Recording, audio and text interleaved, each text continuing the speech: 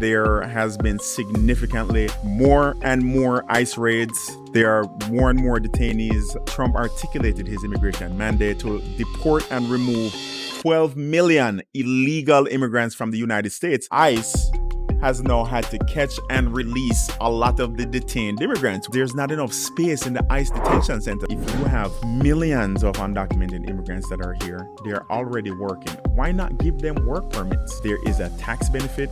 There's a socioeconomic benefit.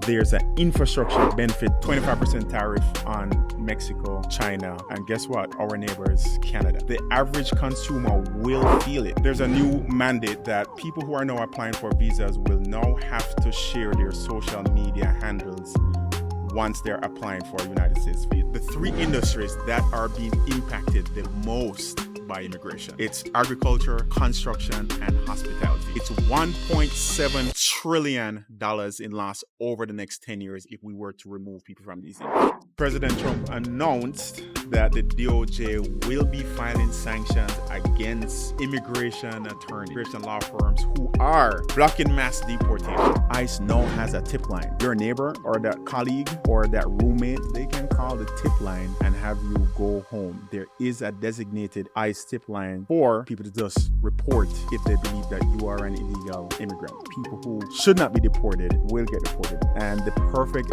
example that's been dominating the media is Kilmar Abrego. For some reason, he was taken into custody and immediately deported to that El Salvador prison with all of the so-called terrorists. There is an actual task force set for the DHS to stalk international students, Instagram, and yes, cancel their student visas, IRS and ICE. They will now be collaborating where the IRS for the first time ever will be required to hand over personal information to ICE. Guess what? Student loans are back.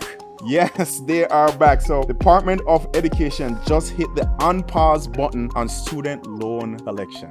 I know it's been a sweet ride for my lawyers and the doctors. Under the Trump regime, the border crossings have dropped to 178 a day, which is either a miracle or aliens are getting better at hiding and getting over that. The first set of refugees were just allowed into the country. And no, it's not from a war-torn country. It is South Africa, but a particular group in South Africa. We are bringing in the white Africans. Mind you, the Trump administration, they have paused all refugees to come into the country. Trump was able to secure from Saudi a $600 billion investment in the US. And not only that, President Trump was able to secure a $142 billion deal for the purchase of US arms. And also, they agreed to lift all sanctions on Syria. This ended a 46-year sanction stretch. There is now a push for a third term for Trump. We have some Republican lawmakers who have taken the necessary steps to say that he is eligible for a third term. ICE got a $4 billion